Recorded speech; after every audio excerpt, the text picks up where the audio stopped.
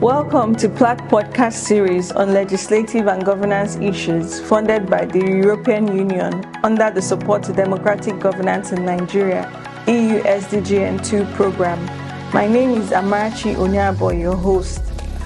Joining me to discuss this topic is Dr. Innocent Mebiri, the Clerk of the Constitution Review Committee of the 10th Senate.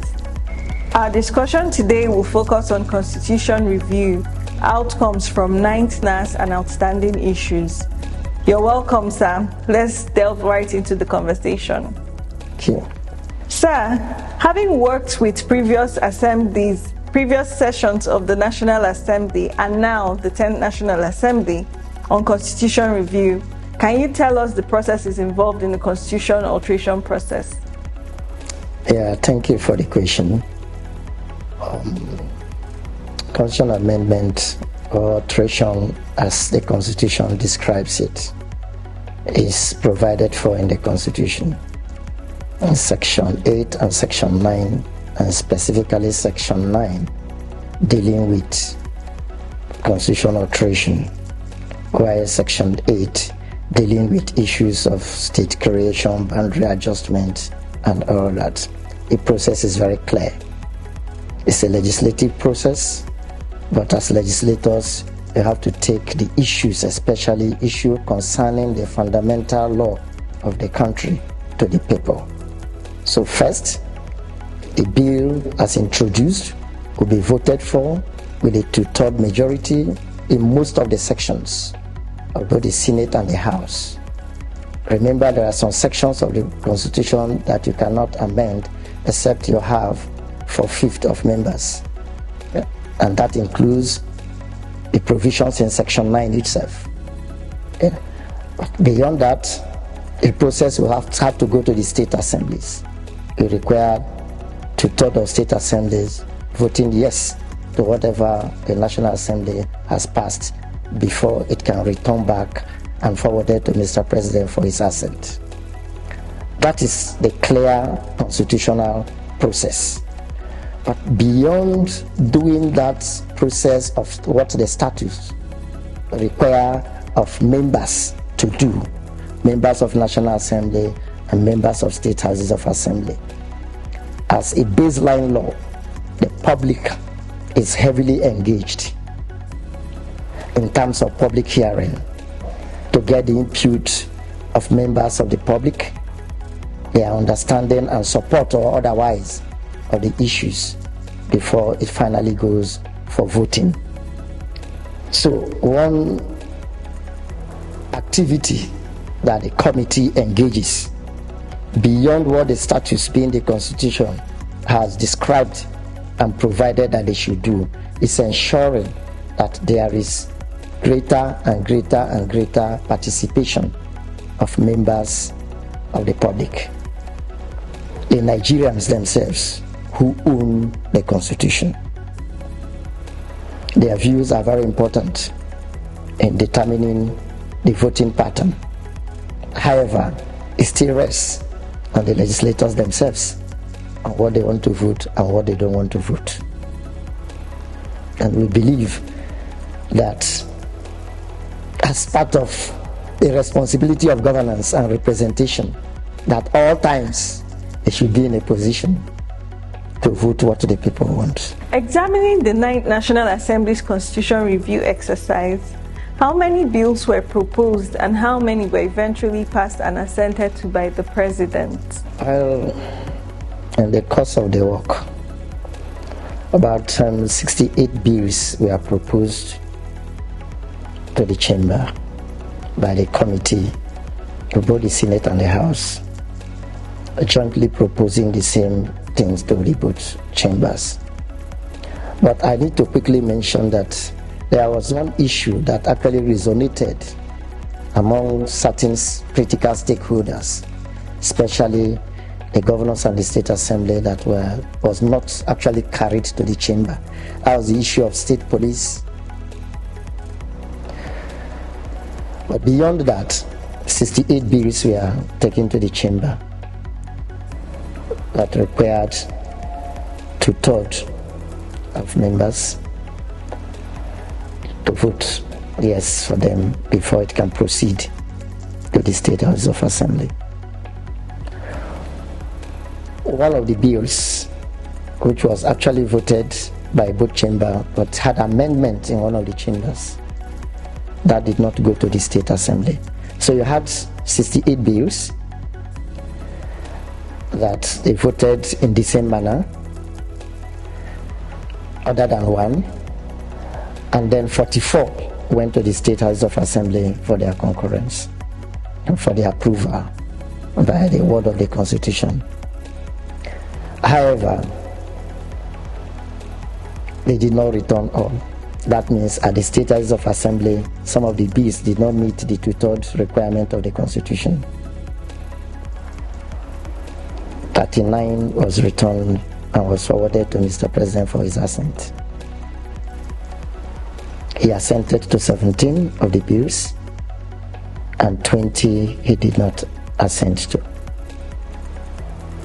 However, he gave reasons, was able to communicate reasons why he did not assent to some of the bills.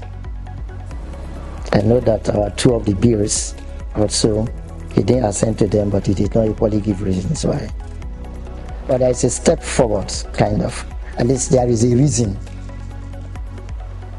Whether the reason is tenable or not tenable, there is a reason. So he has given reason why some of these bills that you proposed to me as the president of the country, having looked at it, I don't want to assent to it. Maybe if the bills are still very critical to the State Assembly, to the National Assembly, and to the Nigerian public, he may look at the issues raised by Mr. President or rework it. And if there is an understanding that what Mr. President has given us excuse is germane and corrected, maybe they can still take it forward in this 10th Assembly. But that was that with the 9th Assembly. Can you highlight any specific constitution alteration bills proposed in the 9th National Assembly Constitution Review exercise that directly address the needs of women, youth, or persons with disabilities that was not passed that you may want to see reintroduced in the 10th National Assembly? Well, I may want to reintroduce that they are reintroduced because it's their responsibility. Yeah, thinking from the inside, one major bill that actually addressed women, gender inclusivity is greater women representation. I'll call it greater women's representation in terms of the history of women participation in politics. I think the idea that there should be some affirmative action taken without looking too closely to the non-discrimination provision of the Constitution. There was the bill that provided for special seats for women,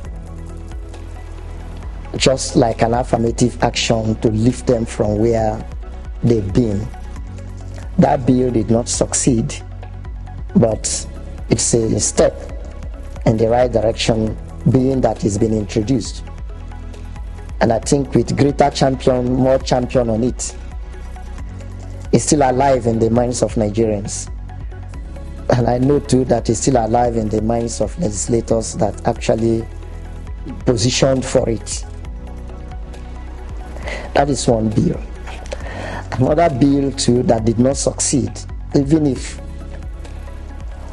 it's been in the burner before the special seat for women came in, was still another affirmative action bill that provided for inclusion of women in commissionership and ministerial position, a percentage slot to be ensured that women actually are at that level of governance, ministerial and commissionership position. I 45% affirmative action, inclusion of women in ministerial position and the commissionership position. I was one of the people that actually look at that and want that inclusivity to happen. But it didn't meet the requirement. We are hoping that it will meet someday. There is another issue too, and that's equally about inclusion, which I think they may as well take forward, and I hope that they do, is ensuring that where a woman marries, should be able to be recognized and not be discriminated against by virtue of the marriage to a particular place, and not only to be seen as an indigene of where she was born. It should be qualified to be seen as well as somebody that is of the environment and space of where is married to. And that is one bill that needed to take a niche forward, ensuring that that space is equally given to a man that is married to a Nigerian to be a Nigerian, not only a woman marrying a Nigerian becoming a Nigerian. That is one bill or one proposal, and I think that it will equally help the process in terms of gender equity in the process. And I believe that if these bills are taken forward at this time, and greater advocacy and bigger champions are on board them, there could be some progress in that line. I think so. I hope so too. Speaking of inclusion, sir, how inclusive was the last constitution review exercise in terms of involving women, youth, and persons with disabilities in decision making and consultation? The consultation was quite wide. The agitation too was quite wide. Throughout the public hearings, I know that there was invitation to women organizations, the National Council of Women's Societies were in my office, or had discussions. They were informed of public hearing periods and all that, and I saw their participation. That is part of the discussion. That is part of seeking opinion. That is part of inclusion in terms of view aggregation. So, with the 9th National Assembly's Constitution Review exercise, are there any major issues that are outstanding from that process? I think the women issue need to be taken forward. Something should move forward, at least. Of the 3 bills relating to women, or about 4 bills thereabout relating to women, I hope that one of it, if not 2 or all, if proper advocacy is done, proper engagement and enlightenment in understanding that nothing is lost, that Nigeria gain, that the people gain out of it, they are good to take forward. And I believe that with proper advocacy and understanding of the lawmakers, because fundamentally it's about the people, but the issue is, for any constitutional amendment, I have to make this point, somebody gains and somebody loses. One institution gains, another institution loses, but the fundamental thing is it the people that gain ultimately? That should be the goal. If the people gain ultimately, then we give it a go. And strengthening a particular institution, one institution that is overseeing that has lost something in the strengthening of another institution, right? So that is key, and that is why what might be astounding and important for certain lawmakers might not be for certain others. And that is why you can find bills passed in the National Assembly, it gets to State Assembly, and they are like, what about this? So, fundamentally, it's about the National Assembly, the State Assembly, and Mr. President. The engagement at this level, these are major critical stakeholders in the entire exercise. Where one fails, the other cannot go forward. So greater synergy need to be built along this line among the proposers of any certain bill in ensuring that there is a greater understanding of these three blocks that could affect what can generally be said that is a Nigerian opinion. One block of the three can just make it not happen. The issue of local government autonomy has been in the front burner, yet it has not succeeded, but Nigerians want it. The more governance we have at the local level, which unfortunately we don't have now as such, the more you reduce rural-urban migration, the more you have less ungoverned spaces that has actually given rise, more or less, or giving space to insecurity and holding of people, because the place is not governed as it should be governed. So the issue of local government autonomy, financial and administrative autonomy, for greater accountability and provision of governance at that level will help solve two things, or help ameliorate two things. Rural-urban migration will be reduced because governance is there. The issue of insecurity, banditry, and all that kidnapping will equally reduce once there is some other greater level of governance in that space. Nigerians want it, but it has not happened. The National Assembly has been voting that it should happen, but the State Assembly has not done so to the number that is required. Over the years, there has been an increment. The last time, the one before last, the number was less than what we have the last time. We required to third about 24 states that is required, or had like 16, 17 states.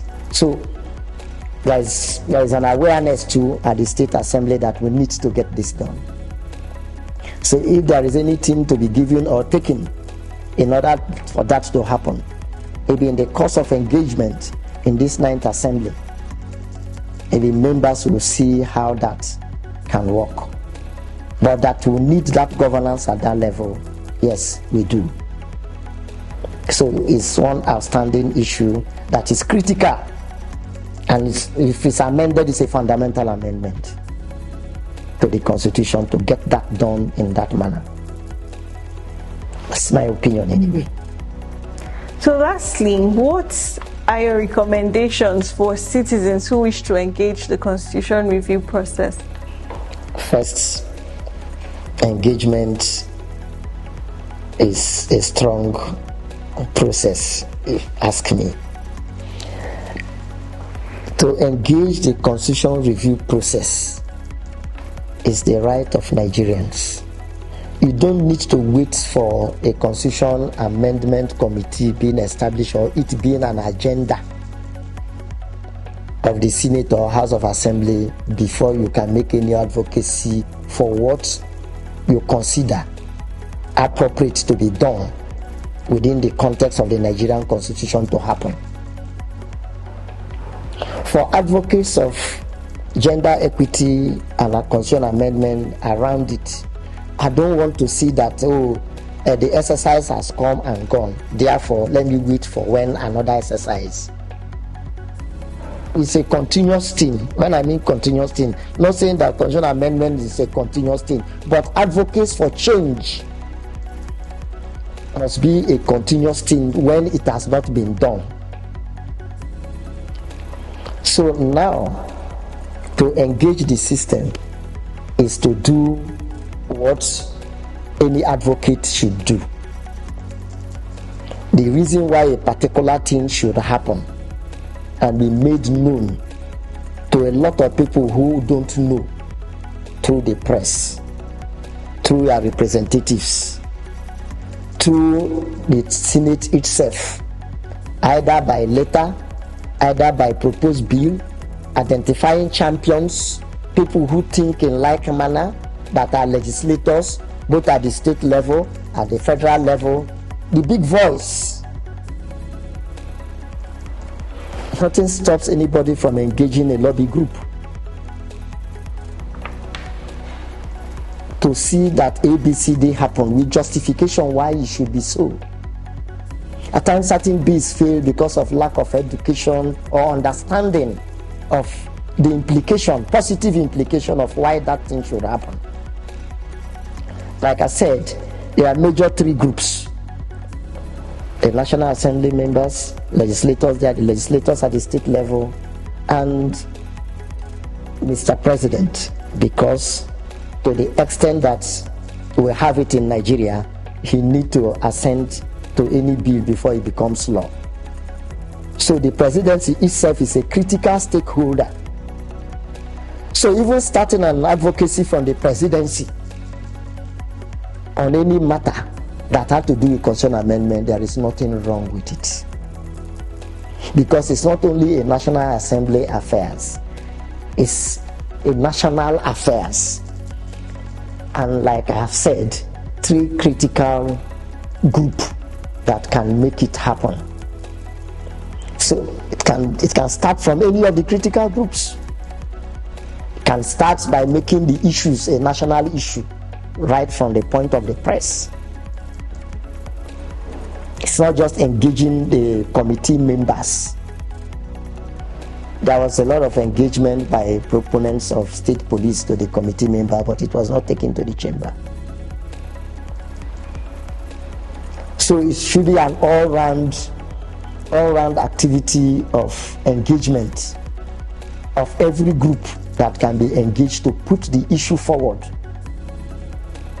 as an important issue that will grow the nation, but require amendment of the Constitution for it to be. This has been a most insightful conversation, sir. Thank you for coming on the show, sir. Thank you. This podcast edition is funded by the European Union under the Support to Democratic Governance in Nigeria EU SDGN2 program. Thank you for listening. Subscribe and stay up to date with upcoming episodes. Follow PLAC on all our social media platforms at PLAC NG. Thank you.